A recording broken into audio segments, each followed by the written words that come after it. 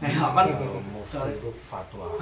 jadi namanya dari ustadz kemudian jadi ulama gimana urutannya saya nggak lupa gitu. Akhirnya kepada mufti, qadhi kemudian kepada mufti. Nah Imam Syafi'i ini mufti gitu. Umurnya masih 16 tahun. Kemudian ditanya bagaimana cara ini menetapkan imam kalau ada pertanyaan-pertanyaan. Kemudian Jarir muridnya. Wahai Jarir, santri, Ji, mana Cung? Ji, Mriki pulang Ji. Anu Cung, cukup takkan pulpen Ji. Bakta pulpen. Bawa pulpen. Ya. Sama kertasnya ya. Iya. Tolong catat apa yang saya ucapkan. Apa yang saya katakan catat. Alhamdulillahirabbil alamin arrahmanir rahim. Amma ba'du. Terus bagaimana menetapkan hadis? Al-Quran, dalil Al-Quran. Al-Quran itu dengan Al-Quran lagi. Al-Quran itu tidak semua perkataan Al-Quran itu hukumnya wajib. Ada kata perintah. Ada fi'il amr mengatakan qum, dirikan sholat. Tapi juga dalam Al-Quran mengatakan makanlah. Apa itu wajib makannya atau sholatnya yang wajib? Atau dua-duanya mubah? Karena makan mubah maka perintah sholat mubah atau apa? Bagaimana menetapkan ini perintah? Itu jadi wajib. Bagaimana ini jadi mubah? Ini sunnah dan sebagainya. Bagaimana menetapkan hadis? Hadis itu yang sahih yang bagaimana tingkat terus sampai detail. Itu ada 4 jilid ditulis itu. Dikirimkan. Itulah menjadi dasar pertama kali ilmu usulul fiqh di dalam Islam. Kitabnya namanya Ar-Risalah tentang surat. 4 jilid itu. Jadi ngomong catat ya, catat. Ada yang ini, jangan cepat-cepat, Ustaz. Ulangin lagi, terus sampai selesai. Kemudian billahi taufiq wal hidayah wassalamu. Seperti surat gitu. Jadi bunyinya tuh assalamualaikum warahmatullahi wabarakatuh. Kitabnya bunyinya semacam itu. Sekarang Pak bisa yang nyatet Pak Mayor yang ngertikan. Nah, ini salah satu uruf itu panjang lebar. Wah, luar biasa. Makanya apa namanya? Kalau baca langsung dari Al-Risalah. Di dalam Islam kultur itu tidak pernah diganti. Kultur suatu negara itu tidak pernah diganti sama sekali. Kecuali kultur yang bertentangan dengan akidah. Di Mekah itu tidak ada satu kultur pun satu yang diubah oleh Islam. Kecuali kalau penyembelihan untuk berhala jadikan pada Allah. Kecuali patung-patungnya dihantam. Adat istiadatnya tetap. Yang di Madinah tetap. Yang di Syam tetap. Tidak ada yang diubah. Tidak ada arabisasi. Semuanya seperti Mekah, semuanya seperti Madinah. Tidak ada. Tapi tetap. Karena dalil-dalil Al-Quran sebetulnya dalil-dalil umum. Nah, mengenai misalkan apa namanya, makanya di Indonesia adatnya gotong royong dan sebagainya nggak usah diubah. Adatnya mudik dan sebagainya nggak usah diubah. Memang demikian. Nggak ada serta merta kemudian itu haram, ini nggak ada Islam, nggak Rasulullah nggak melakukan, nggak ada, nggak harus kemudian apa namanya diubah semua seperti Madinah dan seperti itu, tidak. Nah, makanya banyak sekali apa namanya istilahnya Islam itu seperti pertama ya, kalau dalam apa namanya dalam Abbas Aqad gitu tulisannya mengatakan pertama bahwa ada kultur Islam itu masuk diwarnai kultur. Beberapa kultur yang berlainan akhirnya diubah. Makanya dulu para wali itu tidak mengubah apa namanya kultur budaya Indonesia, tetap budaya Indonesia. Makanya saya pernah dialog dengan orang apa namanya orang Eropa di sini, apa namanya dengan orang di kantor gitu. Kemudian yang mengatakan bahwa wah Islam itu begini, apa namanya merusak dengan panah, dengan pedang dan sebagainya. Nain, coba kamu lihat. Sekarang kita lihat, adakah ada satu daerah yang dikuasai oleh Islam, tapi dia kulturnya masih tetap itu, namanya masih tetap itu, bahasanya masih tetap itu, gerejanya masih ada, bangsanya masih ada, yaitu Bosnia. Bosnia, Yugoslavia, Serbia, Kosovo, kesana semuanya, termasuk daerah-daerah itu, Hungaria, Rumania, agamanya masih Kristen, masih ada. Kemudian gerejanya masih banyak, agamanya masih, bahasanya tetap, budaya tetap, nggak ada yang diubah sama sekali. Bosnia masuk itu karena kesukaan aja, tidak ada paksaan sama sekali. Tapi sementara ketika Kristen datang, maka yang ada orang itu harus masuk Islam. atau masuk Kristen atau memilih mati. Yaitu pada saat Spanyol tidak ada sisa sama sekali orang Islam di sana. Bahkan gereja bangunan-bangunan itu yang tadinya Islam dijadikan bangunan-bangunan gereja. Saya itu, ya masih dilihat. Semacam itulah sebenarnya. Ini makanya masuk Islam kemana-mana tidak pernah merusak budaya. Tetap aja budayanya, kecuali budaya misalkan yang bertentangan dengan Islam, misalkan budaya yang syirik gitu, bir dan sebagainya. Kalaupun Islam masuk kemudian jadi khalifah, kan saya pernah diwawancara sama CNN, ya, waktu jadi ketua kami pada saat demo Soeharto. Demo Soeharto ditanya, CNN waktu itu, ditanya begini. Sebetulnya apa tujuan kami? Kami ada tujuan terakhirnya dari mulai pembangunan pribadi, kemudian keluarga, kemudian masyarakat, kemudian negara, kemudian secara umum negara-negara akhirnya menjadi contoh khalifah di muka bumi. Jadi contoh ada, berarti ada cita-citanya yang memberikan secara besar ya khalifah. Ya, gitu. Memang kami ingin bercita-cita Islam itu menjadi rahmat seluruh alam, menjadi sokong guru semua alam. Saya mengatakan bahwa semisal Amerika saat ini. Hanya bedanya, kalau Amerika itu menganggap negara lain bangkit itu menjadi saingan. Makanya negara Indonesia, Afrika, dan lain sebagainya itu dieksploitasi semuanya. Biar negara dia makin kuat. Biar negara Amerika itu makin kokoh, makin kaya, dan sebagainya. Sementara negara yang dia temani itu makin habis gitu. Tidak boleh maju. Kalau maju tuh dianggapnya merongrong. Kalau Islam tampil tidak demikian. Kalau Islam tampil, negara-negara yang kecil itu dibiayai, dibangun, ajak kerjasama, sehingga bangkit bersama-sama. Coba ketika Islam tampil itu ada di Madinah, tapi daerah-daerah lain itu jadi makmur, jadi pembebasannya lepas, tidak ada perlakuan kepada perempuannya luar biasa, penghargaannya kepada hak asasi manusia dan sebagainya. Ini ketika Islam tampil, tidak ada satupun kemudian menjadi tersiksa sama sekali. Jadi semacam itu. Berarti visi Islam itu bagus. Iya. Sangat bagus memang makanya. Lu wawancara dengan CNN. Kalau nggak tahu linknya ada apa enggak itu udah lama. Perhubungan Soeharto ini. Ini kok jauh banget ya?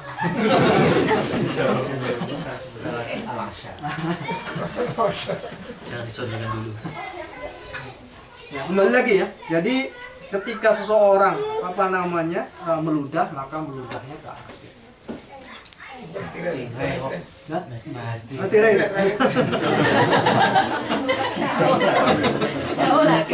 Tirai ya. Al-qiramu. Tirai itu as-satru penutup. Ar-raqiqu yang tipis. Wafi di dalam qiram itu ada rokmun, gambar ini gambar apa namanya, setengah binatang, setengah pohon, wanufusun dan binatang.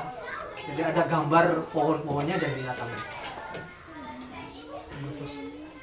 Nufusun itu dari nafsun gitu loh. Ada binatang-binatang yang gambar binatang. Burung apa? Jadi mengganggu pandangan. Ini ya, dilanjutkan. Wattafaqo dan sepakat. Ya, wattafaqo sepakat Bukhari dan Muslim ala hadithiha, hadisnya Aisyah ini fi qissati ad-bijadhiniyah, dari kisahnya tentang jaketnya Abjidaniyah Abi Jaham, jaketnya Abi Jaham. Wa fihi, dan di dalam masalah ini fa innaha, maka sesungguhnya. Jadi itu sebetulnya kayak jaket atau apa namanya? Bukan jaket. Kainnya pemberian dari Abi Jaham kepada Aisyah. Fa innaha alhatni anis sholat, maka sesungguhnya tirai itu melupakan saya dari sholat. Ya, ini ya mengenai tadi tirai tadi. Dilanjutkan, sudah tidak bisa. Jam berapa kan?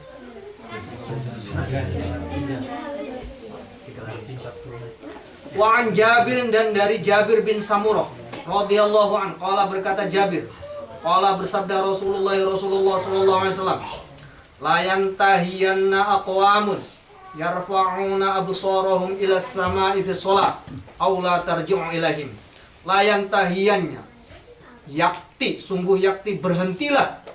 Ya, berhentilah melakukan aqwamun kaum yarfa'una yang mengangkat absarahum pandangannya ila sama'i ke atas fi sholati di dalam sholat.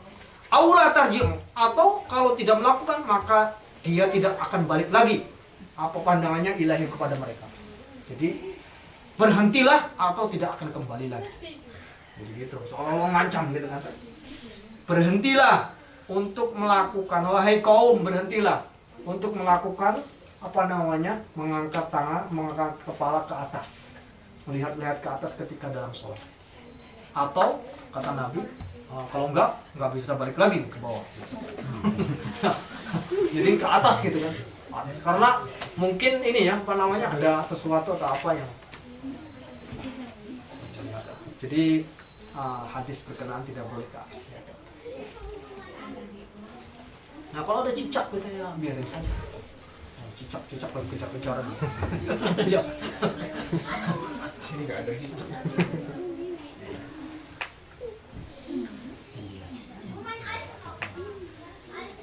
Insyaallah itu. Walahu, lanjutkan, walahu dan bagi Imam Muslim. Hadis ini sahih tadi. Walahu dan bagi Imam Muslim an Aisyah, dari Siti Aisyah. Qalat, berkata Siti Aisyah, sami'tu, aku mendengar Rasulullah sallallahu alaihi wasallam yaqulu, bersabda Rasul, la sholata bihadrati ta'amin wala wa huwa yudafi'ul akhbathan. La sholata, jangan lakukan sholat bihadrati ta'amin ketika makanan itu datang. Jadi ada datang makanan, jangan sholat, makan dulu. Bukan hanya Isya. Iya, bukan hanya Isya. Mereka bukan hanya Isya. Kalau makannya sudah datang di depan, bukan hanya Isya. Sholat apapun, makan dulu, gitu loh. Ya. Tapi kalau makanannya masih jauh, gitu, ya sholat dulu. Kecuali kalau waktu Isya ada makanan di sana, oh Isyanya masih panjang, makan dulu. Kecuali kalau ini, la sholata bihadrati ta'am. Jangan lakukan sholat kalau sholat sudah ada di depan. Wala, dan jangan lakukan wahua, keadaan orang itu yudafi'u, menolak al-akhbathani, dua hal yang jelek. Maksudnya apa? Lagi al-akhbathan itu buang air kecil atau buang air besar. Jangan lakukan sholat kalau orang itu lagi pengen ke belakang, pengen pipis atau kebelet, pengen download.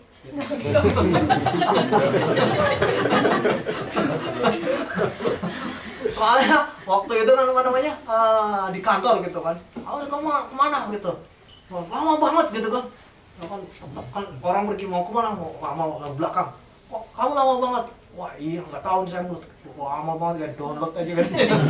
Kalau mau pergi, kan di kantor mau download gitu kan.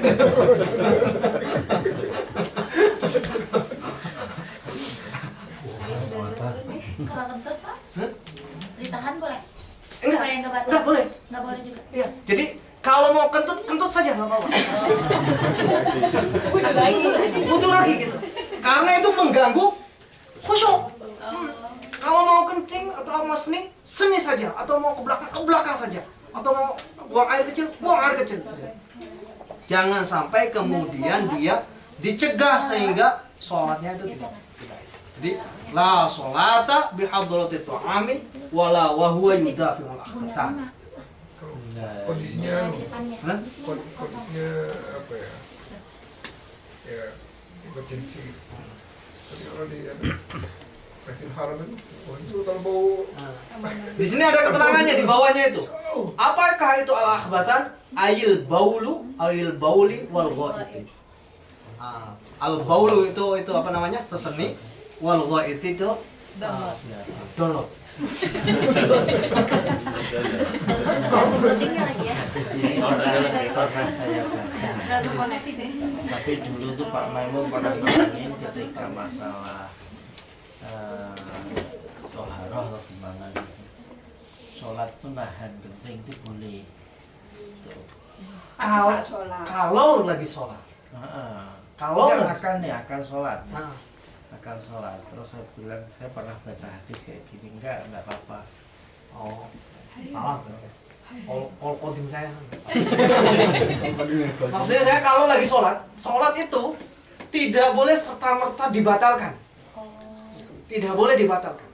Kalau sudah pengen kencing ya sudah tahan. Termasuk yang buang angin gitu. Iya, termasuk yang buang angin. Oh, ditahan boleh ya, Pak? Iya, kalau lagi sholat tidak boleh. Pas sholat. Pas sholatnya Jadi kalau menuju sholat batalin dulu. Tapi kalau sedang sholat Tidak boleh. tahan. Iya. Sholat berjamaah. Karena sholatnya itu nanti dia ini apa namanya? Ada kan kita pernah masuk pada bab yang dulu. Layak qa'us sholata syai'un. Nah, ini ada hadisnya.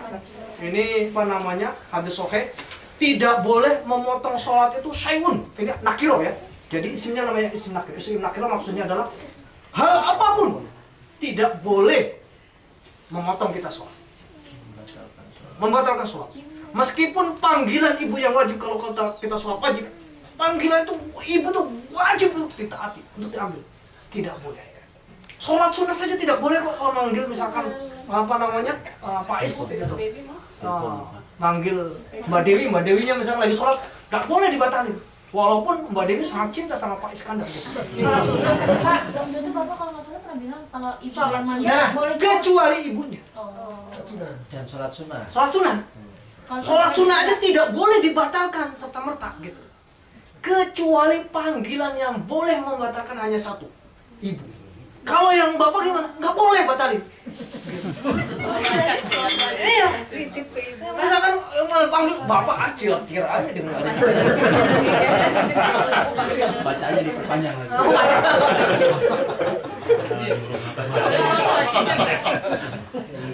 Ini kalau disejajarkan sama misalnya katakanlah suami kan harus patuhnya ke ibu. Nah, ini istri patuhnya ke suami. Apa enggak setara? Enggak setara. Ibu tetap lebih utama. Tapi tadi sholat sunnahnya doang ya, Pak? Sholat sunnah. Sholat wajib nggak boleh juga ya? Telepon atau daring enggak boleh juga ya. Nggak boleh. Apalagi telepon. Telepon dari ibu. Tahu ibu ya? Bunyinya beda gitu kan? Iya. Sekarang bisa. Nah, ini telepon ibu nak gitu. Ternyata yang gunakan begitu diangkat bukan bapak yang menggunakan. Waduh, ini sholatnya nggak bisa dibatalin gitu. Enggak, kalau diterima sama orang yang di rumah kan, ini ada telepon dari ibu gitu. Pokoknya panggilan dari ibu itu semua sholat ya. Nah, ibu aja hanya bisa membatalkannya yang sunnah. Itu ibu tuh berlaku untuk anak atau misalkan yang sudah berkeluarga misalnya suami istri Iya, juga berlaku. berlaku. Baik anak perempuan maupun anak laki-laki. Perempuan meskipun sudah nikah, dipanggil ibunya masih dalam satu rumah, maka hadis itu adalah sinakil. Meskipun dia secara zahir ketaatannya tidak boleh taatan kepada ibu, tetapi kalau mengenai masalah sholat sampai boleh dibatalkan. Walaupun sebetulnya hadis ini sampai kepada laki-laki, tapi Imam Syafi'i mengatakan seorang perempuan pun kalau yang manggil ibunya lagi sholat ya sudah nggak apa-apa dibatalkan. Sholat sunnah. Sholat sunnah aja batalkannya susah, apalagi sholat wajib.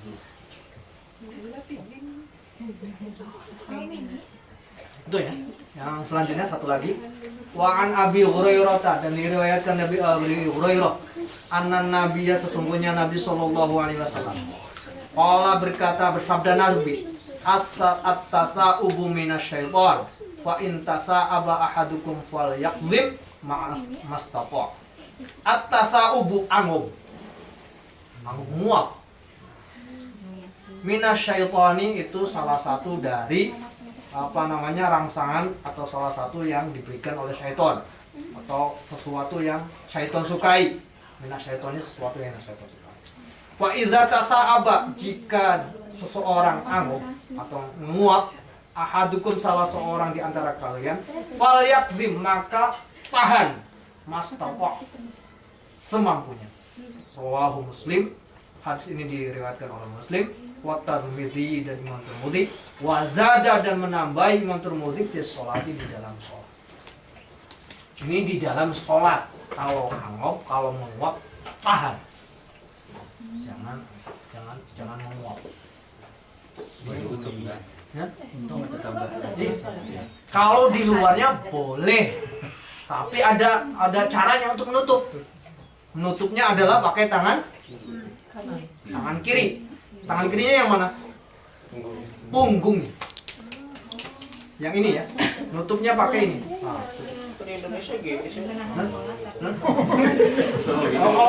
Kalau itu kayaknya mau lagi latihan idol gitu. Gini ya, tutup. Jadi tutup bisa gini, bisa gini. Pokoknya ininya. Di dalam sholat kan? Kenapa Pak? Karena ini perbuatan sebetulnya nggak baik. Nggak baik kan? Sesuatu yang nggak baik, kan kita pernah bahas. Sesuatu yang baik itu tangan kanan, sesuatu yang tidak baik itu tangan kiri.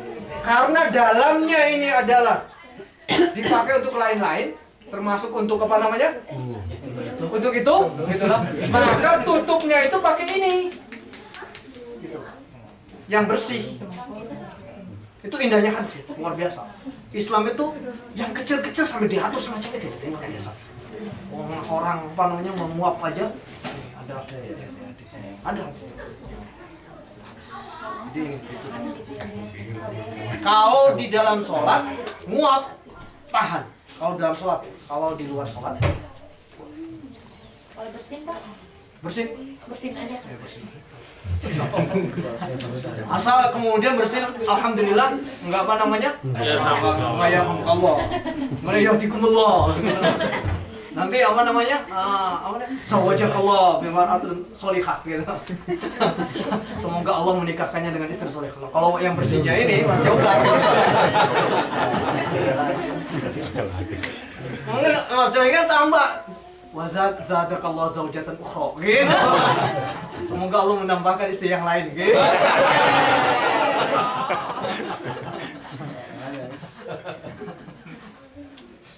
Ini ya, berkenaan dengan khusyuk di dalam sholat. Itu tadi praktik. Teorinya tadi semacam yang diutarakan oleh Kalau pejam mata.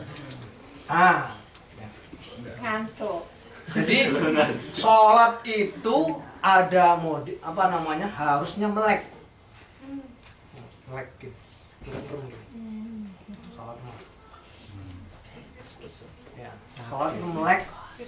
Akan tetapi jika kemudian melek itu ya, tidak bisa menghadirkan khusyuk, maka merem itu boleh.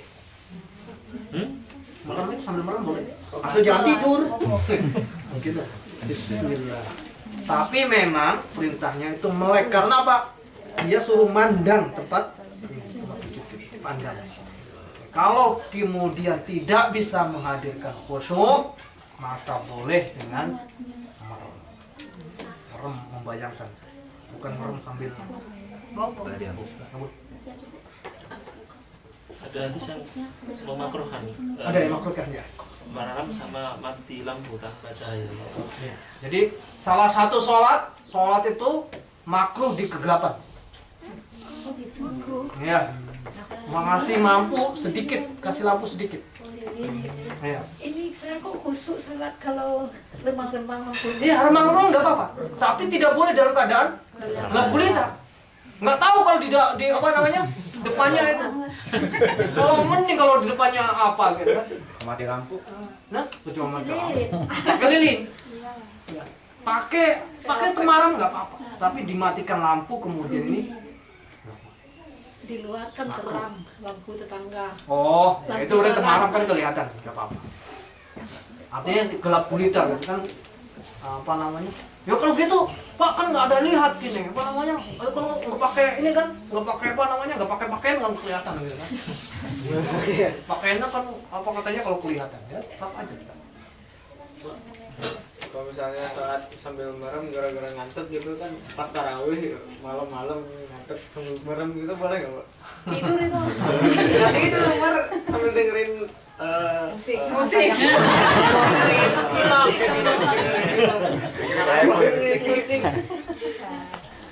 Ada apa namanya hadis yang mengatakan demikian. Apa namanya? Salah satu zaujah Rasulullah SAW, istri. Jadi Maimunah siapa ya? Jadi Siti Maimunah itu beliau ini setiap sholat tuh paksa, sampai kalau ngantuk dia pakai tekan gitu, apa namanya, pakai tongkat pegang, khawatir nanti dia jatuh gitu sholat. Udah sholat lakukan, hal yang kedengar sama Rasulullah. Ya Maimunah, wahai Maimunah, sholatlah, tidurlah. Kalau tidurlah, sholat. Maksudnya apa? Kalau ngantuk tidur, kalau sudah nggak ngantuk bangun, sholat. Nggak apa-apa. Kalau sholat tidur kemudian tiba-tiba subuh, gimana Pak? Ya sudah sholat gitu Pak. Ada terus ya. Artinya kalau keadaan kondisi capek, istirahat sejenak, kemudian lanjut. Bablas. Nah caranya kan kalau ngantuk gitu, ya sudah gimana ya. Yang membatalkan itu kan kalau tidur. Bedanya kalau merem masih sadar seperti ngantuk tapi seperti tidur, tapi sebetulnya nggak tidur, masih sadar. Sadarnya apa? Kalau dia ruku, ikut ruku, maka tidak membatalkan sholat. Karena sahabat itu juga banyak yang demikian. Sholat bersama Rasulullah itu lama, ada yang begitu. Nggak apa-apa. Nah, kalau sholat ngantuk gitu, tapi kedengaran suaranya, suara geragaji, itu tidur gitu. Meskipun dia kemudian sadar lagi, itu tidur dia, batal. Sholatnya harus takbir lagi. Wudunya nggak batal, sholatnya yang batal, harus takbir lagi. Wudhunya enggak batal. Nggak batal. Oh iya deh. Kan ada tilam. Kan tilam. Tilam kan batal kan wudhu. Kalau kondisi duduk. Kalau di duduk ya, kalau berdiri batal ya betul. Maaf, saya. Jadi kalau tidur berdiri atau apa, maka batal, bukan batal sholatnya saja, batal wudunya. Nah, batal wudunya. Kecuali kalau dia kondisi duduk. Beda kalau hanya ngantuk. Kemudian ingat. Oh, Allahu Akbar. Saya sering banget tuh di ini apa namanya? Waktu kecil gitu kan. Kembut. Allahu Akbar. Terutama kalau sujud seneng banget. Kadang balapan sama imamnya. Yes. Enak sujud kan, soalnya ke bawah gitu kan. Seger gitu. Enak banget kalau sujud itu udah. Mau tidur kan? Terus sujudnya miring gitu. Terus berdiri yang paling males. Berapa menit lagi? Masih 15 menit lagi. Udah kasihan Ustadznya, kita enak yang berdiri. Tanya jawab.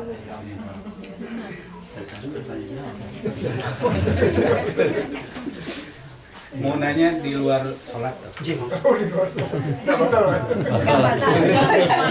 berkaitan dengan disuntik di bulan puasa ini, apa itu membatalkan puasanya atau gimana? Suntik imunisasi. Yang membatalkan puasa ada berapa? Masih ingat nggak? Tahun kemarin saya sudah bahas. Ini di catatannya ada Pak. Tahun kemarin mudik. Ya. Ada berapa? Oh, sekarang ada berapa lagi? Saya dulu kalau sama bapak itu kalau mau tidur biasanya. Ale, rukun iman ada berapa? Nih, yang membatalkan sholat ada berapa? Harus hafal gitu. Sekian gitu. Kemudian nanti di bapak kan biasanya cerita, oh sekian. Besoknya ditanya lagi, Le, yang membatalkan sholat ada berapa? Lupa, marah. Nyawat gitu, marah gitu. Akhirnya apa? Jadi saya kalau bapak cerita itu ada berapa, ingat gitu. Yang membatalkan puasa ada berapa, ingat. Ini gitu. Adapun urutannya nggak ingat nggak apa-apa. Pokoknya. Jadi sampai masuk semua dia utuh, oh bapak nanti ungkapkan, kalau lupa nanti sebutin ini lupa, oh ini nanti tapi jumlahnya dong, oh jumlahnya benar, udah nggak marah dulu gitu. Yang membatalkan ada 7. yang membatalkan puasa. Yang pertama, masuknya sesuatu dari jalan yang terus. Jalan terus yang ke tubuh. Jalannya terus ke tubuh. Jalan terus itu ada berapa? Ada 5. 3 plus 2. 3 plus 2. 3 plus 2 kan 5. Jadi jalan yang terus apa aja? Mulut, hidung, telinga, depan, belakang. Jalannya ada 5. Jadi kalau masuk sesuatu disengaja masuknya, kemudian terus lewat sengaja, maka batal. Terus mungkin langsung. Ya masuk. Makanya hati-hati kalau kita berkumur. Mengandung ini apa namanya, air atau apa, main cotton bud. Kalau usahakan jangan dulu kalau siang. Ya. Terus kalau download, kalau bahkan Imam Syafi'i itu sampai begini. Kalau download itu paksa keluarkan semua, jangan dipotong. Kalau dipotong pisang goreng itu masuk lagi ke dalam gitu. Maaf ya, ini agak jorok dikit gitu. Kalau pisang gorengnya itu dipotong, kan dipotong dia. Potong masukannya itu masuk lagi ke atas. Maka itu kalau menurut mazhab Syafi'i, kalau ya memang enggak apa namanya, sifatnya enggak membatalkan, tapi ya kalau bisa dihindari. Makanya kalau keluar. Untuk kalau Pak, saya perongkolan kecil, alhamdulillah itu. Itu semacam itu. Dia masuknya ke dalam jalan yang terus. Dan masuknya adalah ke lambung. Masuknya ke lambung, bukan ke paru-paru. Makanya kalau cium bau wangi-wangi tidak batal. Batas kuping masuk kan? Tapi masuknya terus ke tubuh. Maksudnya ke tubuh itu terus, bukan ke lambung ya, ke tubuh, ke lambung gitu. Sengaja masukkan berupa bendanya itu kelihatan, masukannya itu ke apa namanya, ke tubuh. Rokok itu batal karena dia masuk juga ke dalam, selain paru-paru ada rasanya gitu. Masuk ke dalam tubuh. Berarti kalau nyicipin tapi nggak ditelan nggak apa-apa. Nggak apa-apa. Dimuntahin aja. Di lidah kan, di lidah. Kalau misalnya obat asma itu ada kan, dicium, tidak batal. Karena dia sebetulnya hanya di paru-paru. Seperti hanya mencium ini. Atau ada orang asap gitu kan, kita lewat asap, rokok, asap. Ini batal nggak Pak? Juga saya ketengiuk, Pak. Nggak batal. Yang batal itu kalau masuk ke dalam tubuh. Kemudian kedua, muntah disengaja. Ya, muntah sengaja. Jadi kita mules-mules, jarinya dimasukkan. Glugok, muntah, batal. Kemudian yang ketiga, keluarnya sperma. Keluarnya sperma, baik lewat hubungan suami istri atau tidak, kecuali keluarnya dengan mimpi, itu tidak basah. Nah, kalau mimpi basah tidak, karena nggak sengaja. Kecuali mimpi basah, kecuali mimpi, karena nggak sengaja. Yang keempat, hubungan suami istri.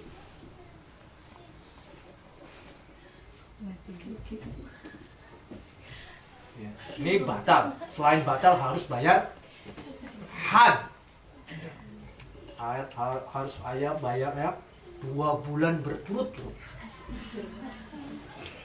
Wah, ini 1 bulan aja nggak sanggup kok. Ya itulah. Maka kalau bisa, kalau nggak bisa, memberi makan 60 fakir miskin. Cara gimana? Caranya ngundang aja orang. Buka puasa bersama, 60 orang, sudah beres. Karena yang namanya fidyah atau orang yang hamil gitu ya, atau menyusui nggak bisa puasa, nanti memang tergantung apakah takutnya kepada anak ataukah terlalu pada dirinya.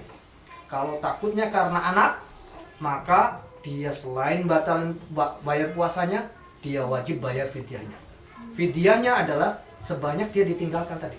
Caranya, undang aja buka puasa, berapa orang makan-makan, sekali makan beres.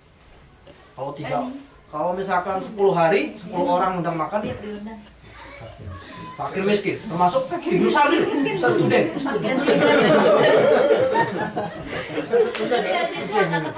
Saya bukan. Sampai bukan student. Ya kamu pokoknya yang lain lah. Bisa pilih lah, bisa pilih. Bisa pilih lah. Kemudian yang kelima, murtad. 6. Hilangnya akal. 7. Haid. Nifas atau melahirkan. Udah. Nah, yang tadi pertanyaan adalah memasukkan ke dalam tubuh tetapi tidak jalan terus. Ini tergantung. Kalau memasukkannya adalah obat yang sifatnya harus, maka tidak membatalkan. Tapi kalau memasukkannya adalah makanan karena untuk mensiasati bahwa makan itu batal, ini akhirnya diimpus makanannya seperti aja. Maka kalau mengakali hukum semacam ini, hukumnya batal karena dia menjadi sumber makan. Bagaimana Pak kalau seandainya orang sakit diinfus? Dia sakit kok, dia perlu tenaga. Maka hukumnya adalah tidak, karena dia hukumnya darurat. Kecuali kalau dia makan. Bagaimana Pak kalau dibolongin Pak, nggak lewat sini Pak, dibolongin ke sini, tetap batal. Tapi kan nggak masuk, nggak puasa. Insya Allah itu ya. Ini menarik ya. Jadi kalau diinfus tadi itu tidak batal. Disuntik tidak batal. Karena dia bukan jalannya terus. Diambil darahnya juga tidak batal. Kalau yang donor darah, Donor darah makanya diambil darahnya tidak batal. Kalau didonori tidak batal. Maka yang tadi membatalkan itu kalau mensiasati. Tuh saya lapar, saya haus, gak bisa. Masukin aja lah infusin. langsung Ibunya mau nanya Pak. Ibunya di mana? Kumur-kumur. Kumur-kumur tidak membatalkan. Kumur-kumur makanya dalam hadis itu kalau ketika puasa, kumur-kumurnya yang wajar. Jangan terlalu. Kan sunahnya kumur-kumur itu memang selalu kan suruh diputer loh. Mabbo artinya apa sih? Mabbayu, mabbotan. Artinya muter. Di kumur-kumur tuh tidak boleh orang kumur-kumur gitu. Emangnya apa kumur-kumur gitu? Bukan kumur-kumur gitu. Yang kumur-kumur itu maksudnya adalah dia di ini kemudian air itu diputer. Itu namanya kumur-kumur. Hanya bedanya ketika dalam puasa kumur-kumurnya tidak boleh terlalu. Pelan-pelan aja. Tidak boleh seger. Saya bisa bikin Ada yang gitu. Tapi itu keterlaluan. Ada yang muter. Mabdo itu artinya diputar. Kalau kumur-kumur kita harus muter ya, diputar. Tapi ketika puasa tidak boleh dan tidak boleh terlalu. Kalau terlalu kemudian masuk maka batal. Termasuk menghirup hidung. Maksudnya airnya memang dihirup, bukan ditempelin gini. Kalau orang wudhu, dihirup airnya itu. Tapi dihirupnya keluar sedikit, tarik sedikit, keluarin. Jangan ditarik semuanya, panas nanti. Memang begitu. Sunahnya ditarik, kemudian keluar. Tarik, keluar. Bukan ditempelin ya. Bukan luar dan bukan luarnya gitu. Ini apa gitu? Ini kok wudhu kok gini gitu. Bukan. Tapi airnya tuh diambil kemudian ditarik. Kalau amannya tidak kumur ini. Iya, Pak. Kalau sunah. Kan itu sunah. Dua itu sunah. Kumur-kumur dan ngambil air itu hukumnya sunah. Langsung kepalanya saja. misalnya sesudah saut kita sikat gigi pakai odol, Ya. terus sudah masuk nggak boleh makan, masih ada rasa udara sedikit, terus setelah ludah 5. Oh. Jadi kalau sikat gigi saya termasuknya, sikat gigi itu sebelum apa namanya sikat gigi setelah makan saya usahakan sebelum apa namanya sebelum imsak saya usahakan untuk sikat gigi dulu sehingga memasuki imsak itu sudah hilang semua. Kalaupun ada sikat gigi lagi nanti maka cukup perlahan, perlahan sepihak. Karena awal-awal kan sikat giginya Rontok semua giginya. kan kawat sama anu di toilet gitu. Iya, udah pastikan kan.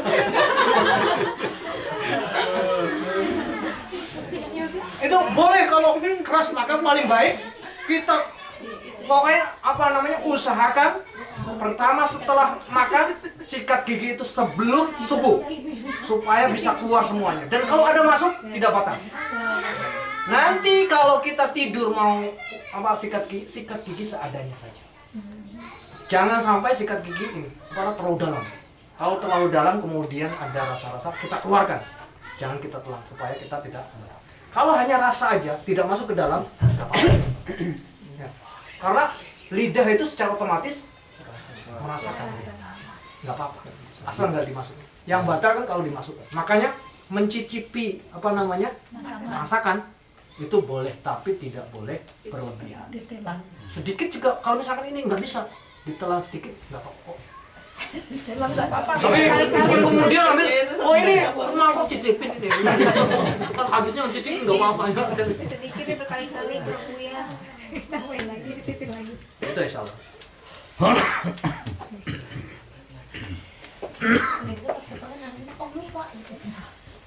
Pak Maimon. Jin. Maaf Pak, dua tema juga Jin. ikut jawab. Monggo. Ini di luar pengajian juga di beberapa hari ini ya saya sama suami suka mendengarkan ceramah dari YouTube itu Pak. Anda biasanya kalau pengajian dari kampung-kampung itu ada sholawatan setelah pengajian. Nah rasanya kok beda gitu, rasanya kok enak gitu ya. Saya cuma ada lintasan usulan aja kalau misalnya kita pengajian setelahnya kemudian diingin dengan selawatan yang dimana bukan bid'ah atau apa ya, pokoknya yang ada dasarnya gitu. Gimana Pak? Hanya untuk boleh untuk hiburan. boleh. Jadi ya bisa usulan dong. Merupakan sebuah usulan. Jadi kalau misalkan habis ini gitu nanti Mas Riza ini misalkan baca mana kita baca apa gitu. Sholawat itu bagus. Jadi